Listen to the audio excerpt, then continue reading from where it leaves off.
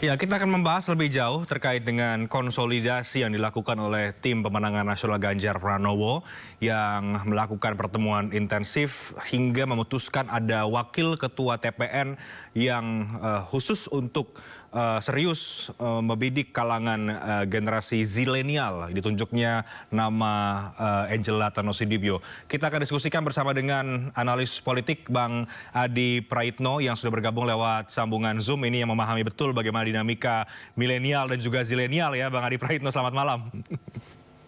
Selamat malam, Reinhard. Ya, apa kabar Bang? Sehat ya? Alhamdulillah sehat selalu, Mas. Kita juga masih menunggu nanti bergabungnya Bang Heri Budianto, Ketua DPP Partai Perindo. Bang Adi, kita lihat tim pemenangan nasional Ganjar terus intensif melakukan pertemuan, menunjuk beberapa tokoh-tokoh hingga muncul kemudian tokoh mewakili kalangan muda yang memang sangat punya ceruk suara yang besar di Pilpres 2024. Ada Mbak Angela Tanosidibio di sana. Bagaimana Anda melihat, mencermati penunjukan tokoh-tokoh di TPN Ganjar Pranowo ini dan juga keseriusan untuk serius melihat dan juga menggarap dalam tanda kutip ya kalangan zilenial ataupun mungkin milenial di Pilpres 2024?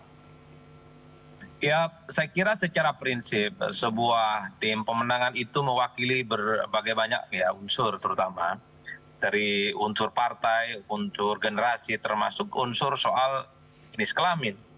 Oleh karena itu ini kenapa semacam ini yang dibuat, karena memang tim itu adalah satu portofolio kekuatan politik yang memang didesain untuk menyiapkan satu tim yang cukup komplit, cukup komprehensif tentu untuk menyolidkan barisan-barisan politik. Jadi unsur partai itu ada, unsur generasi itu pasti ada, seperti yang kita saksikan per hari ini misalnya ketika Angela Tanosidibio itu ditunjuk sebagai salah satu jajaran penting ya dalam tim pemenangan di tim pemenangannya Ganjar Pranowo, tentu penjelasannya banyak. Misalnya karena dianggap mewakili Gen Z. Gen Z ini adalah satu jumlah pemilih yang menurut saya cukup signifikan nantinya di 2024. Dan kalau kita membaca karakteristik dari Gen Z itu, satu, mereka memang mencari figur yang seumuran dengan mereka. Jadi figur yang dianggap seumuran itu menjadi daya tarik, menjadi preferensi politik di mana Gen Z itu akan melabuhkan pilihan politiknya.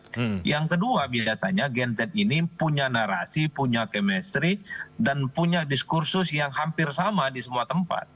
Jadi dengan ditunjuknya Mbak Angela ini tentu sebagai upaya bagaimana diskursus yang terkait dengan visi misi, kepentingan, isu, termasuk platform politik nanti yang akan disampaikan oleh Ganjar Pranowo, itu bisa disampaikan ke generasi milenial tentu saja, khususnya Gen Z, sebagai upaya untuk melakukan penetrasi dan pengenalan soal visi misinya itu. Dan yang paling penting, Mbak Angela ini adalah salah satu sosok yang juga mewakili kalangan perempuan. Ingat Mas, di kita preferensi sosiologis itu masih cukup kuat. Ada kecenderungan pemilih-pemilih perempuan itu juga melihat siapa sosok yang ada di inner circle setiap tim pemenangan yang ada.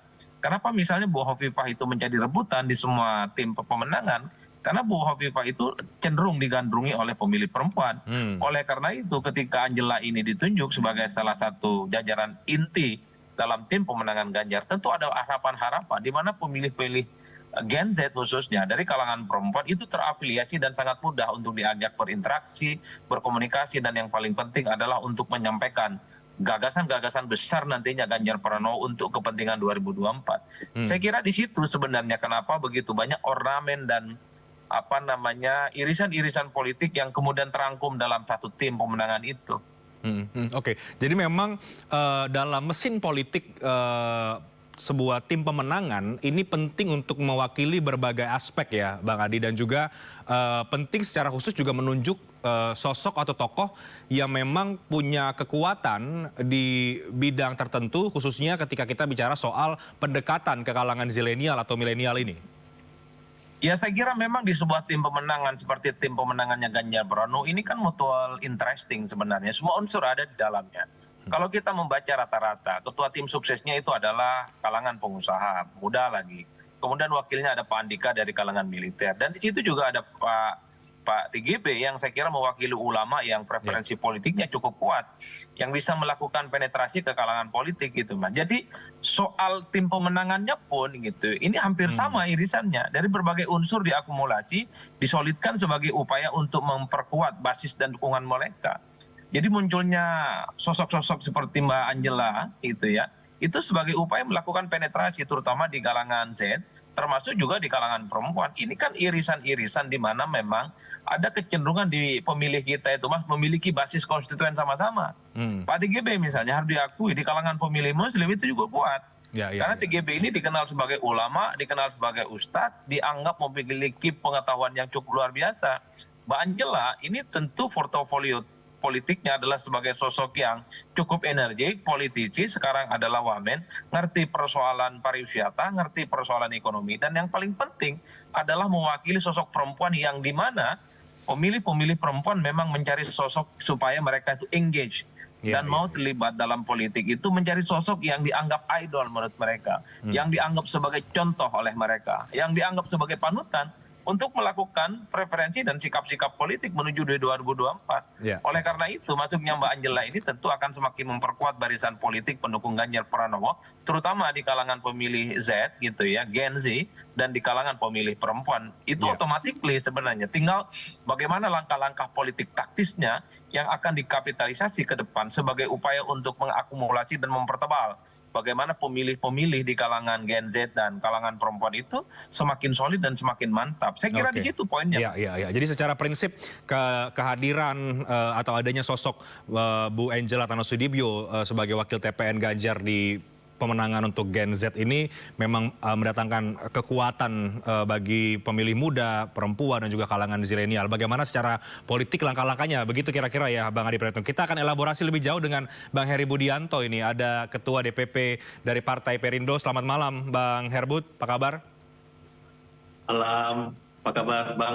Ya, kabar baik. Langsung saja Bang Heri Budianto, Bu Angela ditunjuk menjadi wakil TPN Ganjar yang khususnya kemudian juga untuk kalangan zilenial. Tadi Bang Adi Praetno sudah banyak membaca bagaimana sosok Bu Angela dan juga pentingnya untuk pendekatan terhadap kalangan zilenial ini. Dari Partai Perindo sendiri seperti apa menanggapi penunjukan ini yang kemudian juga melengkapi bahwa ada TGB juga di wakil TPN. Sekarang juga ada kekuatan yang tidak kalah penting juga, ada Bu Angela di sana.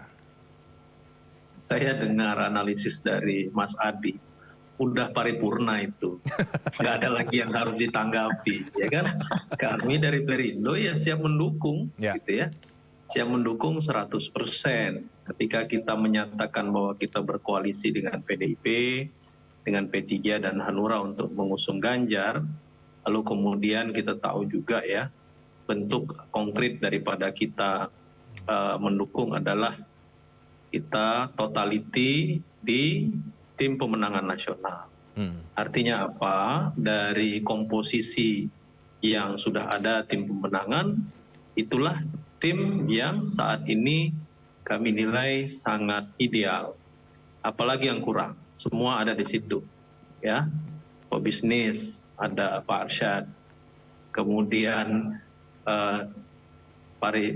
Purnawirawan TNI Polri sudah ada Pak Andika dan Pak Gatot.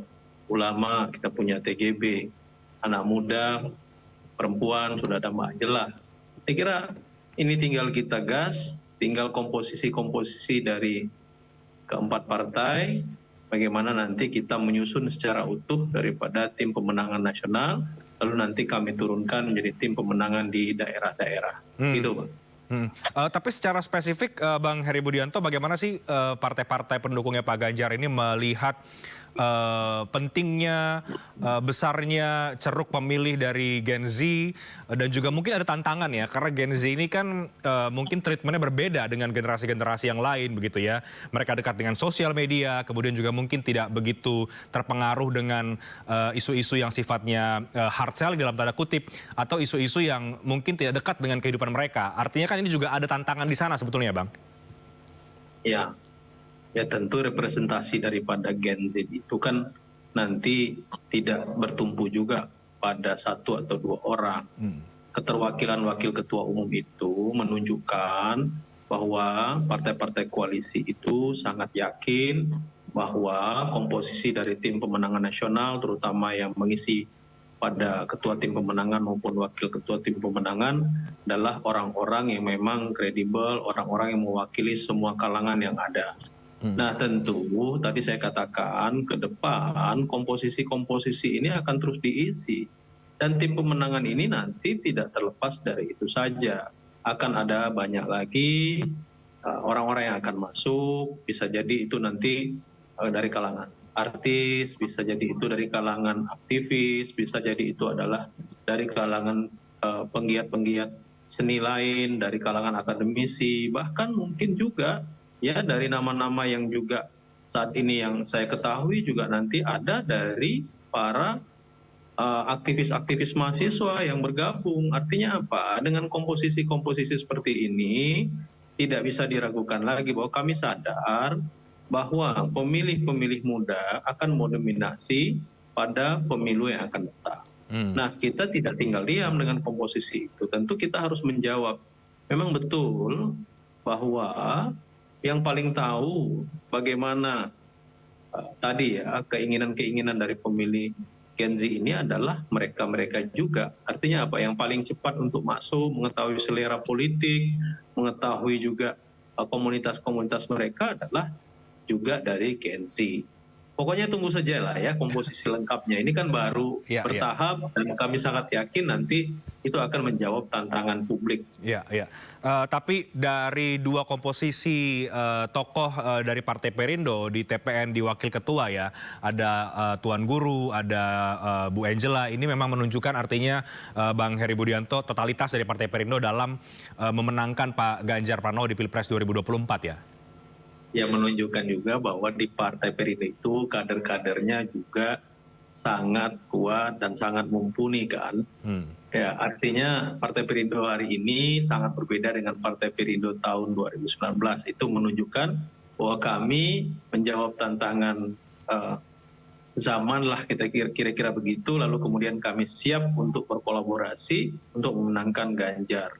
Jadi kalau misalnya adalah kata-kata atau katakan misalnya sentimen publik yang mengatakan kenapa dari Perindo ada dua, lah ini saya katakan bahwa Partai Perindo ini adalah partai yang memang tidak sedikit kader-kader yang memang mumpuni hari ini, yang kami katakan bahwa bukan hanya bentuk totalitas kami untuk memenangkan Ganjar sebagai presiden tahun 2024 yang akan datang. Tapi saya katakan bahwa Perindo hari ini yang akan mengusung Ganjar dan akan menghadapi Pileg adalah Perindo yang bertabur bintang. Begitu, Pak. Oke, baik Bang Adi. Saya kembali ke Bang Adi Praitno. Bagaimanapun ceruk pemilih Gen Z dan juga mungkin milenial tentu diperebutkan oleh semua baca pres. Dalam beberapa survei kita lihat sebarannya masih sangat cair ya, tidak mendominasi di satu baca pres saja. Artinya ada tantangan yang perlu dijawab oleh tim pemenangan atau tim sukses dari semua calon untuk bisa memenangkan hati dari Gen Z ini. Bang Adi Praitno, Anda melihat itu seberapa sulitkah, atau kalau ketemu treatment yang tepat ini justru bisa mendapatkan ceruk suara yang besar itu? Ya, pemilih muda atau Gen Z ini sebenarnya adalah pemilih yang menurut saya harus punya pendekatan yang agak sedikit spesifik. Beda dengan generasi-generasi tua umur 40 tahun ke atas ya. Salah satu yang harus dimainkan tentu membangun narasi-narasi besar melalui media sosial. Itu tidak bisa dibantah. Jadi Ganjar Pranowo itu harus diamplifikasi sebagai sosok yang cukup dekat, memperjuangkan, dan tentu memiliki tarikan nafas yang sama dengan Gen Z. Itu satu-satunya cara yang paling mungkin ya untuk menarik dan membuat mereka itu engage. Oleh karena itu agak beda misalnya kalau kita ingin mendekati kelompok-kelompok yang memang umurnya di atas 45 tahun ke depan, yang memang lebih memungkinkan mereka ini butuh penetrasi ke bawah seperti belusukan, seperti door-to-door campaign, kemudian mendatangi satu tempat ke tempat yang lain. Gen Z nggak begitu, karena secara umum preferensi politik mereka itu adalah melalui media sosial yang saya kira menjadi rujukan hampir semua kalangan pemilih Gen Z itu di 24 jam dalam kehidupan mereka. Kalau kita membaca hasil survei Reinhard dan Bang Heri ya, ketika ditanya kepada pemilih muda, terutama Gen Z itu, apa yang kemudian mereka lakukan kira-kira begitu ketika menghadapi pemilu 2024, soal bagaimana cara menentukan pilihan politik mereka, jawaban mereka sama. Mereka akan memantau medsos dari setiap pemenangan, dari setiap calon yang akan bertanding di 2024. Oleh karena itu, medsosnya memang harus dikelola dengan baik. Karena satu-satunya cara yang membuat mereka itu mau tertarik, mau memilih, datang ke TPS dengan cara melakukan penetrasi, disentuh hati dan pikirannya, supaya Gen Z ini akan menentukan pilihan ke politiknya kepada Ganjar. Yang kedua, mereka ini senang dengan figur-figur yang terafiliasi secara psikologis, secara kedekatan, dan secara umur dengan mereka. Munculnya Angela ini tentu menjadi keuntungan yang saya kira cukup positif, perlu dikapitalisasi. Karena anak muda ini cenderung memang mengidentifikasi dirinya kepada sosok ataupun tim pemenangan yang menurut mereka sama-sama muda. Sehingga tak ada jarak psikologis di antara pemilih dengan tim sukses yang kemudian memungkinkan ada dialog dua arah gitu ya, yang kemudian membuat anak-anak muda ini begitu nyaman. Mereka itu bukan hanya sebatas objek dalam politik, tapi mereka itu merasa diperlakukan sebagai subjek, di mana engagement, di mana kepedulian, di mana interaksi mereka dengan level tim suksesnya, itu merasa ada kenyamanan yang kemudian membuat mereka itu happy datang ke TPS dan akan memilih salah satu calon seperti Pak Ganjar Pranowo, Mas. Oleh karena itu memang itu yang saya sebut ada treatment khusus, main di media sosial dan platform-platform digital yang lain supaya mampu melakukan netralitas dan penetrasi supaya anak Gen Z yang memang 24 hidupnya itu hidup dari gadget, Mas. Ini yang saya kira memang bagaimana mengemas isu-isu di media sosial menarik, dan yang paling penting isunya harus soft selling. Jadi harus sederhana sesuai dengan bahasa mereka. Jangan terlampau menggunakan bahasa-bahasa langit, kelihatan keren tapi tidak dimengerti oleh anak muda, itu menurut saya kontraproduktif. Menggunakan bahasa mereka itu adalah salah satu cara bagaimana membangun narasi dan diskursus supaya isu, supaya kepentingan, supaya misi-misi termasuk ideologi yang mau disampaikan, kepentingan dalam pilpres kepada anak muda itu sesuai dengan bahasa mereka. Ini yang disebut dengan pendekatan dari bawah. Jangan paksa mereka itu memahami bahasa-bahasa elitis yang mereka tidak pahami. Tapi para tim sukses, para tim pemenangan inilah yang harus mencermati dari bawah bagaimana kebutuhan, preferensi pilihan politik mereka. Soal apa itu politik, apa itu tentang kepentingan politik, terutama bagaimana sang capres ini akan memperjuangkan mereka di 2024 yang akan datang. Saya kira di situ posisinya, Reinhard. Bang Heri Budianto, ada tambahan atau ada pandangan lain? Karena kalau kita juga sering mendengar ya, generasi Z ini dikasih yang receh-receh, mereka bisa mengkritisi juga gitu untuk diterima, tapi dikasih yang terlalu berat juga kadang-kadang tidak bisa diterima juga. Jadi pendekatannya memang cukup unik ini. Bang Heri Budianto, ada pandangan lain soal bagaimana kemudian pendekatan terhadap kalangan Gen Z ini? Ya, Gen Z menjadi perhatian khusus ya. Tadi masukan dari Mas Adi Prayitno sangat bagus bagaimana pengelolaan media sosial. Saya kira itu adalah bagian yang memang kita akan kelola secara serius gitu. Dan tentu tim pemenangan sudah memiliki satu data ya, bagaimana kemudian cara kita memanfaatkan betul media sosial di dalam membangun narasi-narasi baik, narasi-narasi yang bisa diterima, lalu kemudian narasi yang disenangi oleh Gen Z ini. Nah, ada hal yang menurut saya juga harus diingat gitu ya, kalau ditanya oleh Bang Reinhard, apalagi ya pengelolaan media sosial sangat penting, tapi turun ke basis-basis Gen Z juga sangat penting. Artinya apa? Pertemuan-pertemuan tatap muka, saya kebetulan juga akan maju dari Dapil Provinsi Bengkulu, dan beberapa langkah-langkah yang saya lakukan secara tatap muka dengan para Gen Z adalah bertemu mereka di komunitas-komunitas, dan kita sudah membawa Pak Ganjar juga. Misal kita tahu ya, banyak sekali anak-anak muda para Gen Z ini yang menggemari games, atau yang kemudian sudah mulai berkompetisi. Kita tahu e-sport misalnya.